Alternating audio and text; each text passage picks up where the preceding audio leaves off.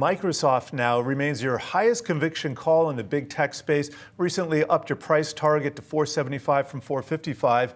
And what I was noticing right after the results is we saw on the back of their cloud strength, we saw shares of Amazon rising 3-4% now. And just in general, seems to be a lot of enthusiasm here behind these results.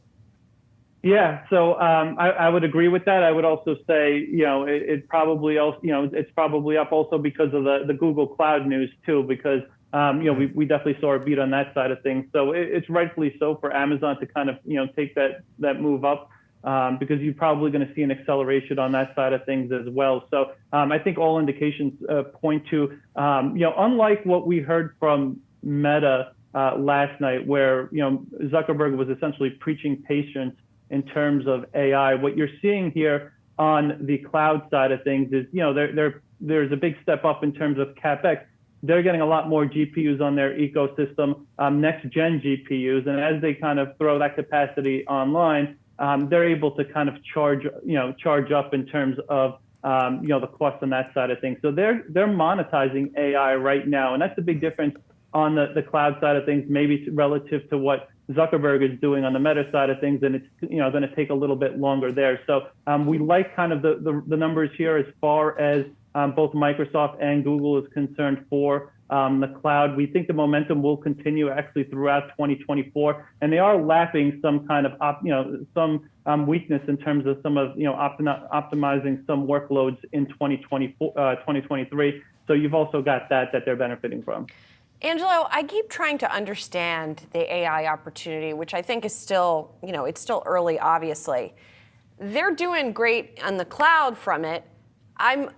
It's less clear to me what they're doing from their AI-empowered products, like a Copilot. I look at their PC business. I mean, their Windows revenue was up 11%. That's fine, right? But, this sort of like transformational promise that everybody's been talking about. Do we see that anywhere there yet?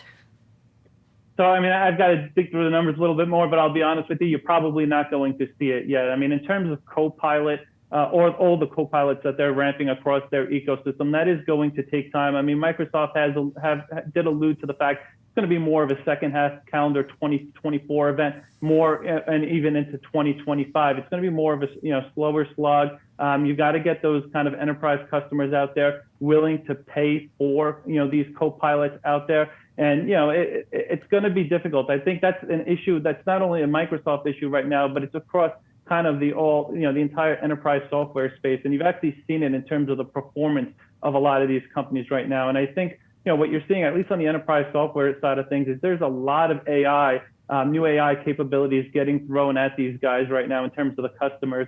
And I think right now, a lot of these customers are just holding back, kind of digesting, looking at what the opportunities are out there before they actually are starting, before they're willing to start paying for some of these services out there.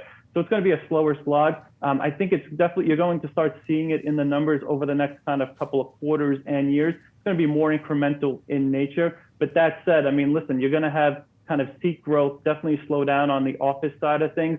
The hope is that average selling prices start to pick up as you get more contribution on the Copilot side of things. All right, got to leave it there, but appreciate your time and insights here, Angelo.